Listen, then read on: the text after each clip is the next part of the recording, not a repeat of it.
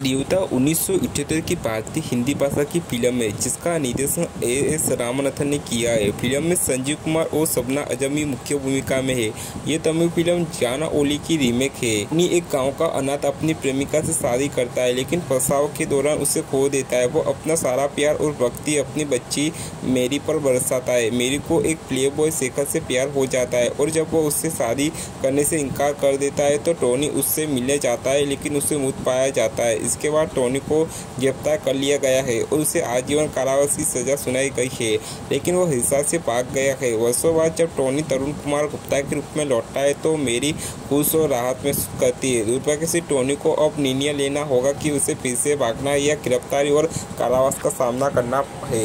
मैंने दोहरी भूमिका निभाई है, पहले संजीव कुमार की पत्नी और फिर उनकी बेटी की। उनके वास्तविक जीवन के प्रेमी बेंजामिन गिलीनी को संजीव की बेटी की भूमिका के विपरीत रोमांटिक भूमिका में लिया गया था।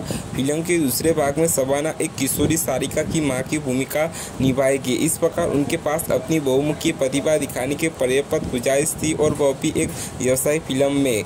शशि कपूर ने 1977 में 20 वर्षीय अनिल कपूर को मंच पर प्रदर्शन करते देखा था और उनकी अभिनय प्रतिभा से बहुत प्रभावित हुए थे। जब वे देवता के लिए कास्टिंग कर रहे थे तो उन्होंने एएनसीपी से उनकी सिफारिश की थी। अनिल कपूर स्टूडियो पहुंचे और एएनसीपी से मुलाकात की। किसी अज्ञात कारण से सिप्पी ने सारिका से प्रेमी की भूमिका के लिए अनिल को अस्वीकार कर दिया। उनकी जगह राकेश रोशन को साइन किया गया।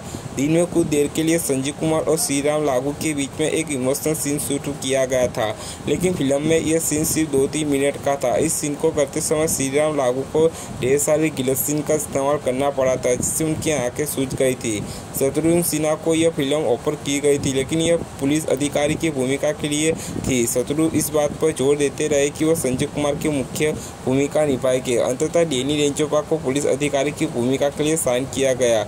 लेस मिर्जा से पूरी तरह से प्रेरित थे के कारण संजीव कुमार और शबना आजमी की दोस्ती हमेशा के लिए खत्म हो गई थी। शबना ने आपसी दोस्ती से कहा था कि उन्होंने फिल्म में संजीव कुमार के अभिनय से नफरत है, यह उसका सबसे बुरा था।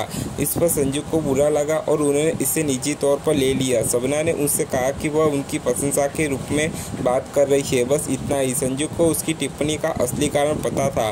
शबना ने श्याम बेनेगल और अन्यथा समंतारा फिल्म निर्माताओं के साथ काम करना शुरू कर दिया था। उन्हें लगा कि वह व्यावसायिक फिल्मों में नियमित हिंदी फिल्म अभिनेता से बेहतर है। संजीव कुमार को भी यकीन था कि शबना आजमी ने संजीव ने के खिलाफ नसीरुद्दीन शाह को बेनवास किया था। नसीरुद्दीन शाह हमेशा संजीव की तारीफ करते थे। आखिरकार नसीरुद्दीन ने कहा कि खिलौना के बाद उन्होंने संजीव का प्रशंसक बनना बंद कर दिया है। संजीव की आखिरी परफॉर्मेंस अच्छी थी।